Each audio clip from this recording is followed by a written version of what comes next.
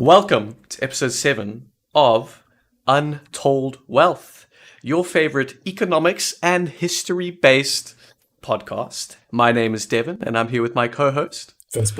Happy to be here again. Yes. Again, yeah, and welcome to episode 6. All right. For those of you who have not heard an episode, listen to us. Well, firstly, welcome in.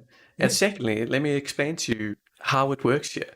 So, Vince and I, buddies, best of pals, but we share a passion for economics, all right? We both studied it in university, or, to a relatively high, low degree. We got our bachelor's in economics, essentially, is what I'm saying. But the passion has kind of stayed there throughout our careers now and our friendship. So the natural progression in 2023 is to start a podcast, and that's why we're here.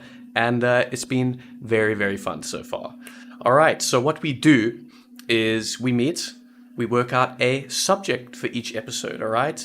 Some subjects we've had in the past is what's the deal with gold, pirates, Fort Knox, everyone wants it.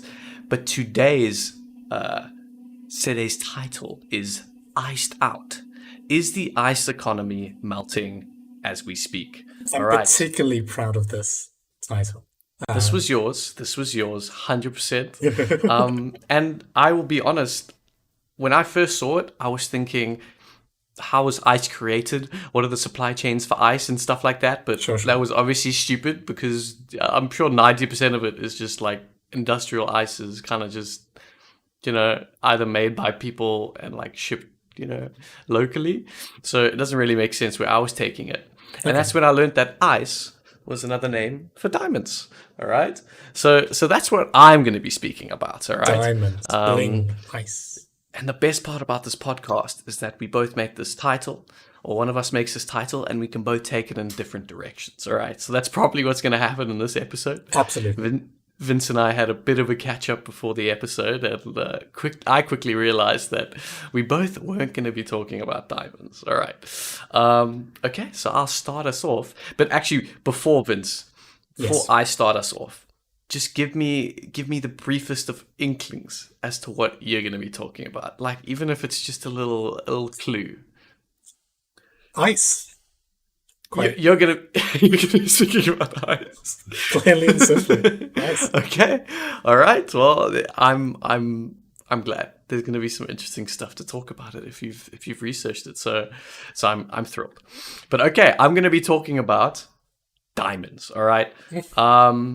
Diamonds are something that is not new to the economics world or the marketing world. And if you've heard about it, it's a story that's stuck in your head for ages, essentially. You'll never forget about it once you've broached the topic and you've dug a bit deeper, watched a few YouTube videos or had a few Google searches. It doesn't mean it's not interesting, but it's definitely quite well heard of. This history of diamonds and how they grew to such a prestige and level of worth. Yeah. So, brief history. As a South African, Vince and I are both South Africans. The history of diamonds is quite intrinsically linked towards the history of South Africa, or at least some of the history of South Africa. Cut back to 1906 or 05, when diamonds first started being discovered in South Africa. I think it was discovered in Kimberley or Bloemfontein, one of the two. Most likely. And this was kind of the first time when diamonds were discovered, at least in such mass quantities. And immediately when, you can think back in the days and something like this, such as beautiful and refined as a diamond is discovered, people are going to want to commodify it. They're going to want to sell it, and they're going to want to make it the next big thing. All right. And that went quite well. All right. A company called the De Beers Corporation, infamous now. Yes, very infamous. And for reasons we're definitely going to explain a little bit later. But they were kind of this global monopoly on it. They kind of bought up all the mines that started popping up across South Africa, and Kimberley and Bloemfontein, all throughout South Africa. And they said, these are ours now. So they in fact did form a monopoly. It later turned into something of an oligopoly or a cartel, but we'll get to that later. But this is kind of how diamonds started, okay? I'm all ears. Where it changes is that very quickly people started to discover them all over the world because diamonds aren't actually such a scarce resource, okay?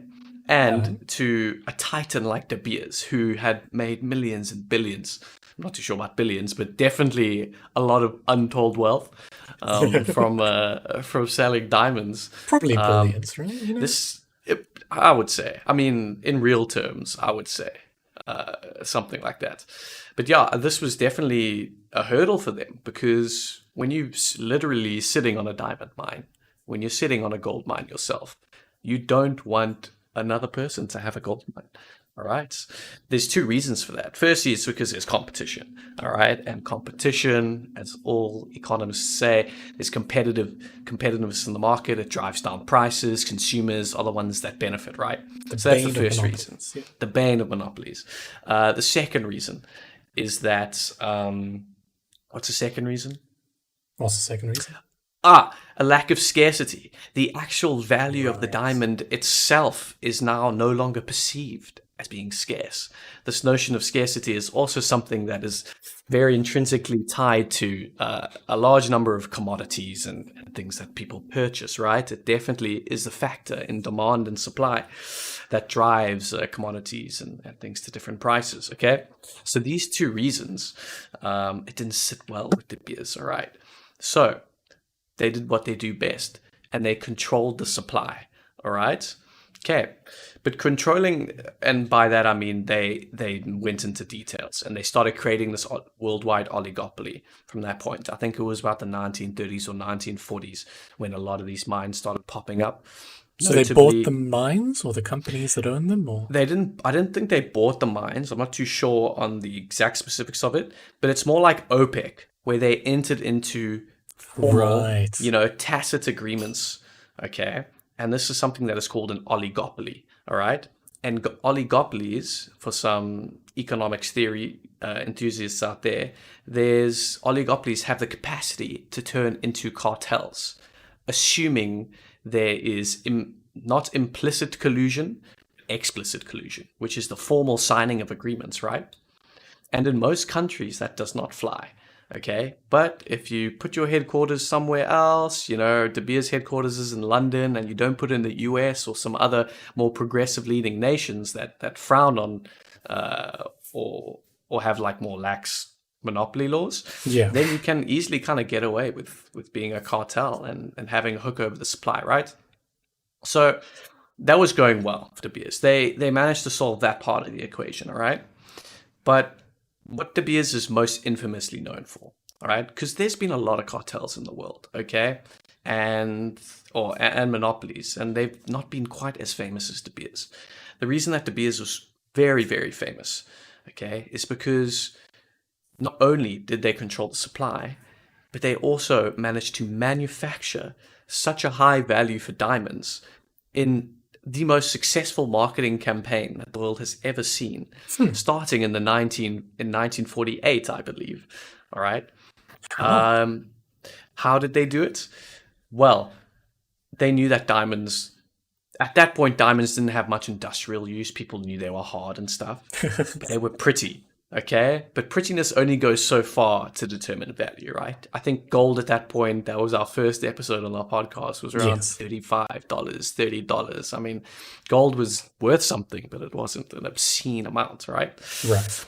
So they crafted a few campaigns, to be honest. They used a variety of, at the time, it was new age marketing tactics. They used influencers, slogans. They very much embedded diamonds in the minds of people. But what was the core central message that they were embedding? They tied diamonds to something that human beings cannot get away with, which is love. All right? Which is love. They coined the phrase, diamonds are forever. All right? Which was a subsidiary to how they push diamonds as being engagement rings. okay, in 1948, especially in like New York and the United States. Before then, and this is something so weird when you first hear about it, if this is your first time hearing about it, you probably thought your entire life that you buy someone a diamond ring, that's just normal for your marriage, right? It Yeah. is, but that's never always been the case. Perhaps a ring, yes, but a diamond on the ring was a new age technology in the 1940s, especially before then it was unheard of. So So they they're just quite had the ring before, or like, as far as I'm aware, they were just rings. All right, some rings were just gold. Gold was quite standard. Some were just like necklaces and stuff. Some people didn't. Some traditions didn't even do rings, but diamonds, 100% no. So that was their first campaign. They pushed, you want to show your love, you show it with diamonds. All right, while they're controlling the supply. In addition to that, they said we don't want people selling their diamonds on secondary markets because it will lower the diamonds they already have on hand because they want to be the first sellers of diamonds. They coined this phrase diamonds are forever because you don't want to sell your diamonds and purchase a diamond from a secondhand seller because that's perceived as, at least how they were trying to push it forward as being perceived as, you know, that's someone else's love. That's someone else's diamond that signified a love of a different marriage. Why would you purchase another diamond? it's like an You heirloom, know, basically. you have to get an original diamond. Yeah, like I guess in some families, like a diamond ring heirloom might have made sense, but small cases like that, De Beers can eat the costs. But on a large scale, they promoted this diamonds are forever. Famously, they also got Marilyn Monroe in movies to sing "Diamonds Are a Girl's Best Friend." So Yes. exactly, I mean, you can look that up. It's on YouTube. Very very cool music video, firstly, but also such slimy marketing tactics. That's insane. Yeah, so this was the diamond world that De Beers essentially created. All right. And now there's kind of two parts to this that have gone, two parts that I'll describe a little bit further. But do you have any questions thus far, Vince? Any noteworthy findings? Well, it's kind of blown my brain that before the 1940s or so, as you said, like that people weren't getting diamond rings, that it was just rings of other materials. Like that's kind of because I imagine things were like today, there's almost a stigma where if you want to like marry someone, you get a wedding ring or an engagement ring. Mm, That's like exactly. 3 times your monthly salary, or it needs to be like Yes. that's Yes. has like infiltrated all our brains. And now I'm like coming to terms with the fact that like having thought that before, I've been I've been marketed to, I've been lied to. You've been misled. Yeah, but yes, that 3 month salary, you didn't pull that. You didn't pull that out of your behind. I hope not. In fact, it was 2 months back in the day, but it was an arbitrary number, right? They were trying to artificially jack up the value of these not so scarce diamonds. Okay, so in marketing campaigns thereafter, they said diamond must be at least worth 2 months' salary to give to your Jeez. lovely female friend, right? It was always marketed from male to female, right? Mm. As is traditional back in the day. But yeah, that 2 months' salary was just another little tip, of a little cherry on top to such a successful marketing campaign, and the fact that so many children, myself included, yourself included, Vince, are growing up seeing it on TV, knowing that is the status quo that people have to meet. The status quo is now what needs to be broken. That's the Absolutely. most interesting part. So okay, so it went well for De Beers. It is still going well for De Beers, in all honesty, but it's been a bit shaky recently. All right, so technology has progressed to such a degree that we can now create diamonds. All right. And your immediate thought might be the fact that this can happen would immediately kill De Beers, right? That wasn't Yeah. quite the case. I'm actually not too sure when the first lab grown diamonds were made, but I can assure you it wasn't that long ago, but also that it was extremely expensive to make. Nowadays, it's not expensive to make. Um, But I mean, it's not like you go buying a hot dog in the street, right? Right. It does cost something, but notably less than running mining operations. Okay, so nowadays that is an alternative to diamonds, and These there's a few synthetic things. diamonds. Synthetic diamonds, yes, that's what they're called. All right, and that in combination with a few things are starting to slowly whittle away at this De Beers oligopoly that they've built up throughout the years, and that they've had close ties with countries over. I I kid you not. 3 weeks ago, Botswana has released, or at least I've seen news articles about Botswana saying they want to reconsider negotiations with De Beers. Because under that negotiation, De Beers was entitled to 90% of all the diamonds that were being mined from Botswana. Jeez. And that's the level of control they had.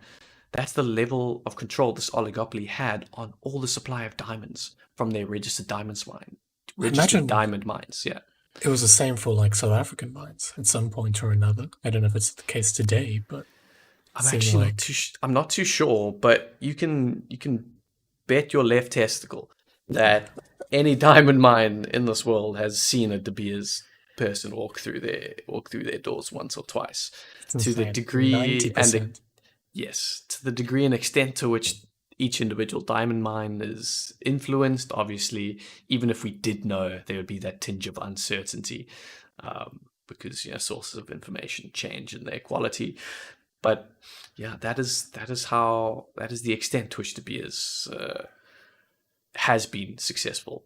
But they're on the downtrend. Companies nowadays have not been very thrilled with working with them because they've realized that they don't want to mine anymore. They can just grow diamonds, and diamonds are so plentiful that they don't need to work with De Beers as much as they needed to in the past with De Beers' global supply chains. They've got their own supply chains now. They can do just as well without the backing of a big cartel, For the in best. their own markets that they want to work in, right? Um, yeah, another story was that Australia. This was quite funny. So Australia discovered diamonds way back when as well. This is one of the examples of countries around the world discovering their diamonds. Australia was there, all right? And De Beers said, no, no, no. We want you guys on our cartel plan. Australia was not convinced. They were like, no, we don't need to be in. They said, no, we'll make you stinking amounts of money. And we'll even tell the world that your diamonds are of a different quality. And Oh, that marketing still stays to this day. Australian diamonds are seen as some of the rarest diamonds in the world, all right? wow. Okay. Yeah, so they did scummy tactics like that. That if you know anything about oligopolies, all right, and different players in an oligopoly, it's that they can't compete on price. All right, there's various reasons for that. They have to compete in product differentiation. Essentially, I don't know if you remember that from our third or second year lectures, but Vaguely, that I'll be yeah, honest. they have to compete in product differentiation because as soon as they mess with the price, the other players in that cartel see that someone is moving away from the price model that they had all tacitly or explicitly agreed upon, and then they will have to match the profit model, that new price, or the entire cartel fall off the face of the earth, and it'll go back to just normal competition, right? Yeah. And players in a cartel don't really want that. So they all like have this agreement where it's like, we'll in terms of marketing and product differentiation, saying our diamonds have a different hue, a different color, a different authenticity, a different history, a whole different marketing campaign within a marketing campaign about their diamonds. Um, that's kind of how they differentiate diamonds in different countries, right? Yeah. I don't That know makes the sense. exact extent, but Australia is the prime example about that, at least in the diamond market.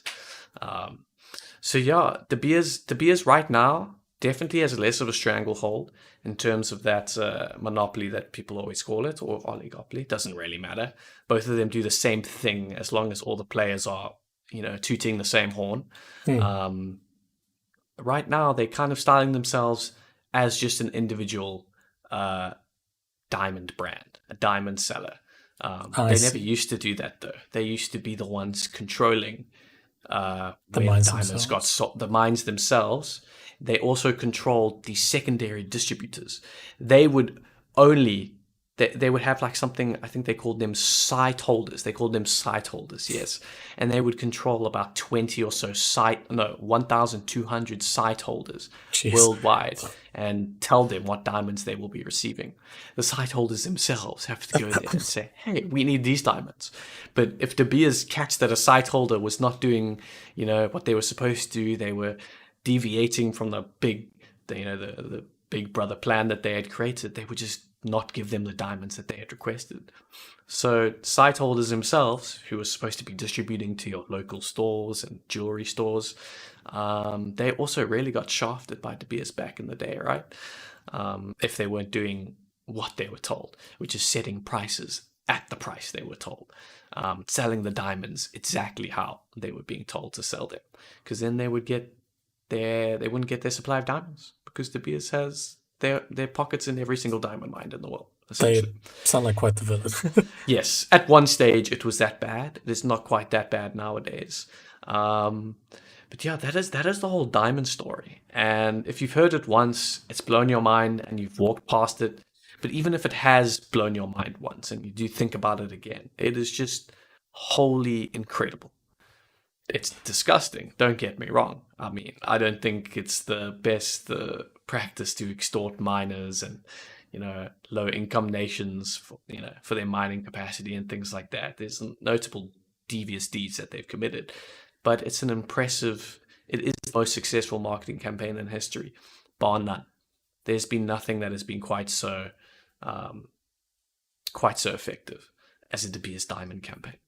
Uh, because even if you tell someone, hey, diamonds are worthless, don't buy it, your significant other, for a large majority of the population, is not going to buy that story. They're going to want a diamond on their hand anyway. And that's exactly where they want you, essentially. It's a good point. I mean, I think I wonder for how long potentially this like 1940s like marketing campaign will exist in the minds of generations. Like, I don't know if maybe in this generation, in our generation, Can, whether, can, no, yeah. go on. Well, I was going to say that like there might be more of a tolerance or more of a flexibility to buy rings that aren't necessarily like diamonds, but other gems of preference, perchance. Um, That's true. I was actually just going to ask, have you thought of any campaign that was wildly successful and became a status quo and then kind of just phased out? I mean, I was thinking of cigarettes. Cigarettes, the whole sex sells with Sigmund Freud when he developed right. that women's march through the street with them all smoking cigarettes, which was off limits to women back in the day. It ended up doubling the doubling the market for cigarettes, because now women could be seen as being able to buy cigarettes. But cigarettes have kind of fallen off the trend lately. I think so. I But think for that's like yeah, for industries like alcohol and fast food and like sodas and stuff, those immediately come to mind for like popular marketing campaigns. but it's so easy to disprove them because they're bad for you. So I don't like you can't tell someone a diamond is bad for you. That's So true. it's hard to be like, hey, here's a study like you can do for smoking. You have a stronger likelihood of getting lung cancer. You can't really do that for diamonds. You can tell them the practices behind it are bad, Blood but diamonds and stuff, yeah. yes, but as soon as it becomes real for the human being, then the marketing campaign becomes less successful. But Yeah. I can't think of a campaign unless it's like medically disproven that ends, you know, ends badly. It's a So good point. will Food it for ever thought. be? Will it ever be? Leave a comment down below. Yeah, But yeah, please. and tell us, do you think this ice economy is melting as we speak? I, I Love think to I love to know think your thoughts on this. I think so, to be honest. I think and for the best too. Like as you said, like if we're paying exorbitant amounts of money for something that's like not worth as much just because there's been this elevated scarcity or this forced scarcity, not just in marketing, but in the actual supply that De Beers is also putting out into the market. Like, yeah, no, thank you. I want to pay, you know, a better price or just buy something else for Yes, and not my having to things. feel like I have to be forced to buy that thing. It's like there's two things. The price is outrageous, Exactly. and it's been forced as the status quo for so long. It's like doubly outrageous to you. It's like it really does hit you hard when you think about it. But cool. Vincent, tell me about real ice. I want to know. Real ice. Yeah, the ice industry. So yeah, when I thought of this, it was kind of a spur of the moment thing. I just it came to me in a flash, and I wrote it down in a little document. And I liked it because it's fairly ambiguous. Ice is a term that can obviously mean different things, from frozen water to diamonds and jewelry. And as I recently learned today, it's also a slang word for meth, which didn't come to my mind, and maybe would have adjusted my research if I had been like given more time. But yeah, I assumed you were going to tackle diamonds just based on our previous conversation. So I went literal ice cubes and whether or not the ice industry has reached its peak or is just tackling its prime right now. And in the process of that, I got to dive deep into the history of ice and how it slowly became something that people kind of can't live without. Like ice in your drinks, ice in like cooler boxes. Like ice is fairly prevalent in our lives in most cases for going out to eat, going out to drink, things like that. But it's a very fascinating topic. And I think with like most topics that I've looked into the history of, it goes back a lot further than I thought was possible, to be entirely honest. Before ice was used as like a way to basically just leisurely keep things cool, it was used to ensure that food was preserved for longer periods of time. Many different societies had different ways of doing this before its boom in the 19th century. Can I guess one way? Go Can I for it. guess one way? So this might not be a guessing. I actually saw this, but there was some Scandinavian societies, and this is how they used to store ice. They used to literally harvest it in the winter. Okay, they used to build ice sheds. Then Yes.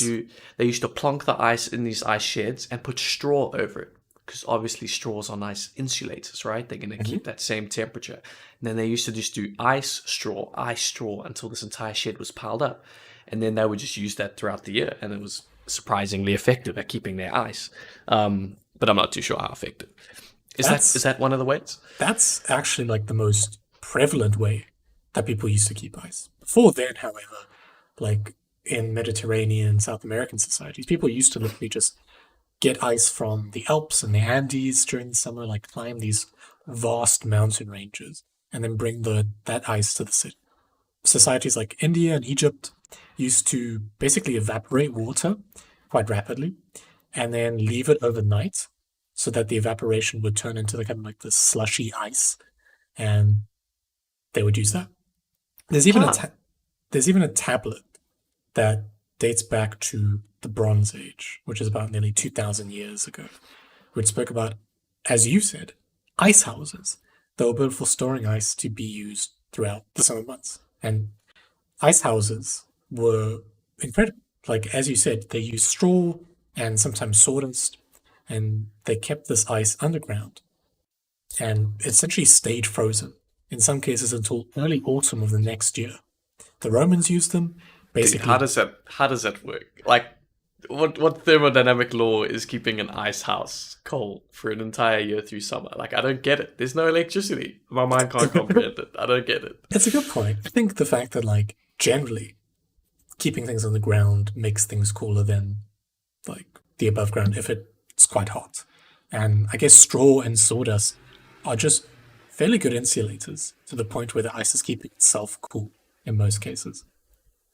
But yeah, I think, Makes no sense. But before you go on, these yes, guys were literally traveling up to like the Alps and bringing back ice. Like correct. that was an industry for them. They sold that, or was it just used for themselves? Like they did At, that at really? that point in time, I don't think it was in industry or like the economic term of a market. Like in most cases, like Roman emperors would request people to bring ice from faraway places, Uh, and they would pay for them, sure. But it was the kind of a dubious market. Like, I don't think there were specifically industries at this point in time that would have people regularly go up there. Um, but nevertheless, like, they were being used. Like, Romans had these extravagant parties. Nero and Caligula would have like honeyed mix ice with honey and have this like refreshing dessert as well. And that later got adopted by Italy once the Roman Empire fell after some wars and such. And then France adopted it from them, these ice houses, that is, and began the practice of flaunting ice at parties to show off their wealth. Because obviously at this point in time, it was very expensive to do this. Having the ice house, getting and transporting the ice. And for the most part, it stayed as this novelty act. That is, until the trend came to a fledgling nation time called the United States. Thomas Jefferson had built an ice house in his Monticello estate after his kind of tour through Europe, where he picked up the kind of fashionable practice that this was. And he later convinced George Washington to do the same. And while still a lavish experience, very expensive, the idea had begun to spread through America. And now skipping ahead a little bit, cutting to about the late 18th and early 19th century. On one faithful day in kind of like the eastern side of America, Boston, New York, etc., the Tudor family were enjoying some delicious ice cream on a summer's day picnic. One of the eldest brothers of this family, William Tudor, he basically made a joke that they should be cutting ice into cubes and selling them to the hot and humid like West Indies and the southern states, just because of how good that experience was, having ice cream on a hot day. Oh man, their day was like amazing. They were just going at it on a beach or like a park or something like that, and they were just throwing the best ideas because they were in such a good mood. Absolutely. I like those days. And, everyone lets out on what I imagine is kind of a rich person's chortle at this joke, except for one of the brothers, Frederick Tudor. And what I can only imagine is a spiritual eureka moment. Frederick Tudor decides to dedicate his entire life to selling ice in that moment. What are your thoughts so far? The Tudor family, hey? The progenitors of ice manufacturing. Is that what I'm hearing correctly? Who are these guys? They were just dudes chilling? Yeah, actually, the Tudor family was a fairly prevalent Boston family. I know the brother in mention, I think his name William Tudor, was actually a famous poet or something like that. I'll have to double check, but they were fairly famous individuals. A well-known American like family at that point in time, kind of like the New England, Boston, Massachusetts individuals. But it was just Frederick who had this idea. The rest of the family had their own things going about. Okay, but the one brother came up with the idea, the poet, and then another brother was the one who was like, I'm going to take it to reality. In Is essence. that correct? Yeah. Okay, got you. Okay, I'm following.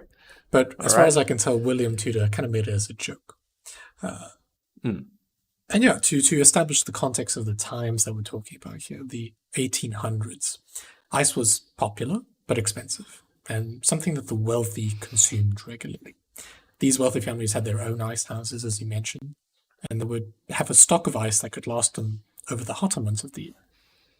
And nevertheless, by the 1800s, though, there started being an increase in demand to the point where some farmers who had ice houses would cut ice in the winter from lakes and stuff and sell that ice to these wealthy families because of this increase in demand, leading to kind of a small-scale market. So back to Frederick. He came from a fairly rich family, so he begins to build this ice shipping business at fairly big cost to his own. He had to take out a few loans, things like that, and he essentially tried to replicate this small-scale business, taking ice from the northern states to these hot portions of the United States, such as the West Indies and the southern US states, as a luxury good. And was he doing the ice lake thing?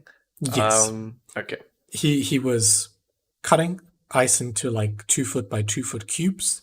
They had like this whole machination that they would like measure it by, and then they would keep it overnight. And then the plan was to get that on a ship, insulate it, and take it down south. And kind of similar to De Beers, he was hoping to jump on the market before it became a big thing and establish a monopoly by communicating with the Cuban government, the West Indies, the Caribbean, just basically being like, I'm going to be your ice supplier. And if you think about it, it wasn't unfounded. Ice at this point in time was a free product. You only needed to pay for the labor to cut the cubes of ice from the lake in the winter. The sawdust that they used to insulate it was a byproduct from lumber mills and things like that. So that wouldn't cost much either. And so on the 10th of February, 1806, his first shipment of ice aboard a vessel that he had to buy because no other ship would allow him to take the ice because they thought it was so stupid. Departs It was from like Boston. easy to do, and they're like, "Nah, you're stupid." Like, no, Exactly.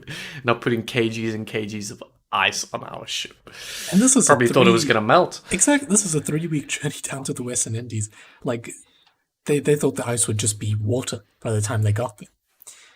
The Boston Gazette at the time reported with the headline, "No joke, a vessel with a cargo of 80 tons of ice has cleared out from this port for Martin Q." Hopefully I'm pronouncing that right. "We hope this will not prove to be a slippery speculation," which is... Wow. They said that. They were spicy back in the day, man. They Wow. did. It's very sassy. I could actually see this being like a headline today, quite funny enough, even though it was like 200 years ago. But yeah, a couple of weeks later, first ship, 80 tons of ice, and he arrives in the Caribbean with the ice in okay condition. He's lost a couple of tons just because of how long it's taken and some errors with his insulation. And he arrives. It's the sweltering Caribbean heat. What do you think happens next when he arrives? Okay, it goes one of two ways, right? It's either he's treated as like a savior and everyone flocks to the ship and they all see this ice being transported and they follow this ice and then they go purchase it as, you know, as soon as it goes on sale. Right. Or everyone like doesn't care and it just flops massively for some reason, which I don't think is the case. So I think I'm going to go with the former. I'm going to say he was, you know, praised, or it became very successful, at least on his first voyage. Devon, nobody wanted to buy this man.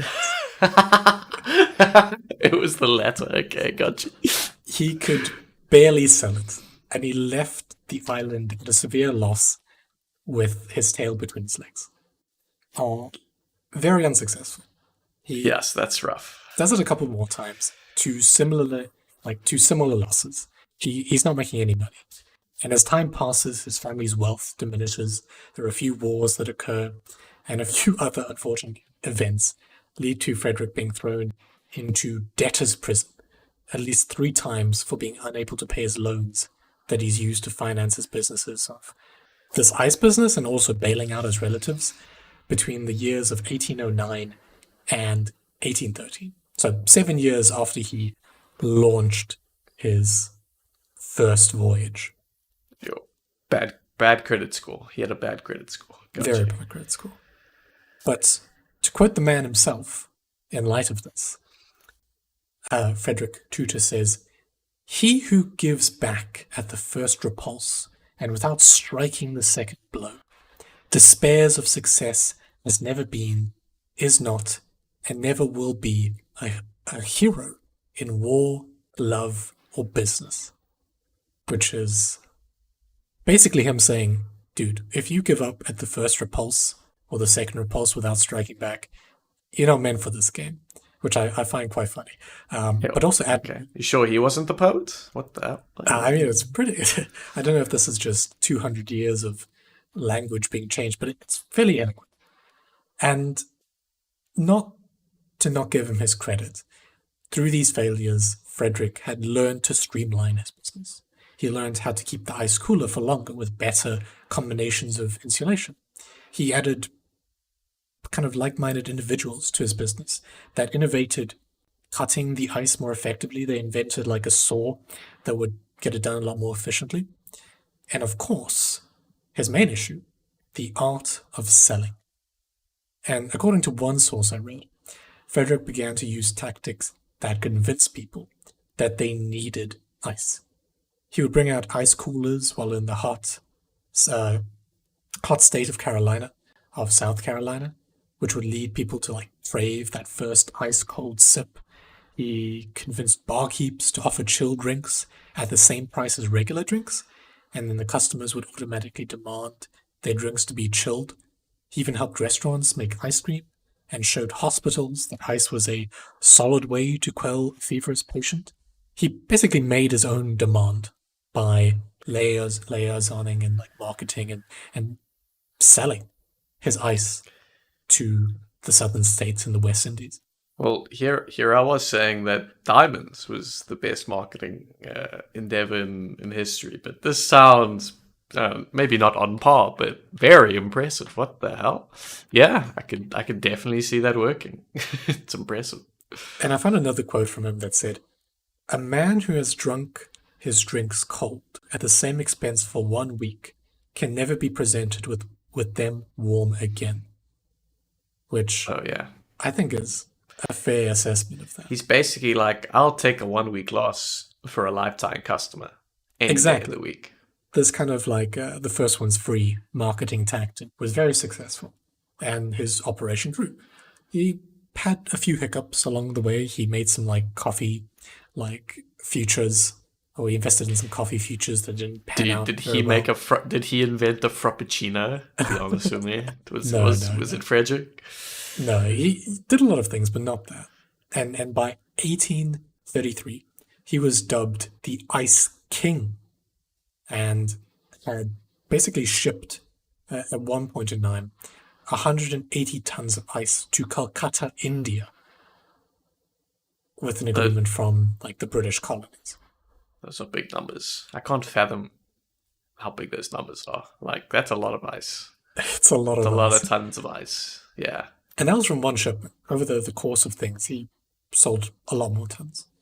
He grew his monopoly back home in Boston, and in 1864, he died, rich and successful. Good on However, him. I Wow. think with this topic at hand, this topic sentence, I think the ice industry boomed with Frederick, and it hasn't really met that caliber since.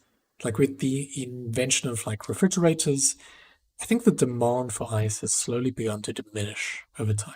Like Hmm. the introduction of refrigeration basically canceled out the need for ice because you just could preserve food without needing to. Things like synthetic ice that is made from kind of plastics and polymers gained popularity in like skating rinks and hockey training facilities and basically eliminates the need for like refrigeration. Same with like beverage packing consumption. Like today, you can get a can of like ice cold Coke from like any freezer in a shopping mall or a store without needing to like get the actual ice for it. Yeah. And obviously things like industries where ice is most popular, like tourism and hospitality, that have a significant role in the demand for ice, are impacted by economic downturns. I mean, the pandemic, for example, really took a hit in hospitality and tourism, and I imagine ice as well. Nevertheless, the ice industry brings in about $2 to $3 billion per year, which is a substantial amount of money, but definitely not as popular as I think it was or could be, both in kind of the mental space of consumers and in like the real world shipping ice all over the world. Mm. As you said at the very beginning, if ice is sold today, it's most likely local. It's not being shipped from Boston to India. No, I mean, I bet you could find one niche company out there that's like, um, what's the Alaskan ice, and then you like ship Right. it, and then you like can taste the salmon in the river or whatever through the ice, or Ice however they age market ice, it. yeah. Yeah, yeah. But no, you just go down to your nearest gas station, or you have a refrigerator at home that can just make your own ice, or you have little ice trays that you can put in your freezer, and you're good. And you only really use it when a drink demands it or some kind of niche recipe demands it. Like now it's just a nice to have. Everything is already cold if you want it to be. So why do I have to have these condensed water ice blocks? Yeah. Yeah. I'm just thinking as well, like shipping lake water that's been turned to ice all over the world is a great way, I imagine, to also spread disease, uh, assuming this Oh ice was wow. not cleansed. Well, you hear But that you hear the prehistoric ice thing. True. The ice does. Yeah, it's still water. Oh shoot, that's true. Yeah, and diseases they do well in the cold. Yeah, they don't die. Yeah. scary thought. But yeah, I think I was always going to go with ice for this topic, and I'm glad I did because this like sometimes when you're doing research, it's difficult to find a good thread to follow. But when you're prompted with something like searching for something to look for, and then you see the Ice King, like I have to talk about that. Oh man, that's the gem when you're researching and you find a little story like that, and you're like, give me 5 different wiki articles on this and this and this and another YouTube video and this, and the story itself just it's tantalizing and it writes itself because it obviously has been written, but it's just interesting stuff. Absolutely. So that's the Ice King, hey? So we have the De Beers, the Diamond Kings, and we have Frederick himself as the Ice King. Yeah. Yeah. Okay, who's the Meth King? Leave a Walter comment White, below if you maybe? know I who don't know. the Meth King is. Yeah, you spoilt it, man. Oh, what the hell? All right, cool, man. Yeah. Yeah. So, any takeaways from what we've said, Vincent? I think I need to reevaluate potentially getting a diamond ring at this point. I think I need to invest in, I don't know, emerald stock or amethyst stock or some other I'm gem. thinking some kind of like ring that doesn't have any precious gem on it. Like the ring itself is just like ornately crafted in like onyx or Mm, something. Like that sounds appealing to me. I'm not the biggest gem fan, but at the same time, it doesn't matter what you want. It matters what your significant other ones, which is the whole catch. diamonds are But your all right, greatest guys, friend. whatever you've watched this on, we hope you enjoyed. Leave a comment below. Do you think these ice economies are melting as we speak, or do you think they are here to stay forever? Yeah, Regardless, this has been Devon and my co-host. Vince. I also want to Oh, go for it. please. We are on Spotify and YouTube and likely a few other platforms at this point in time. But please do leave us a 5-star rating if you've enjoyed. It really helps us out. And yeah, give us some suggestions on what you'd like to hear about next.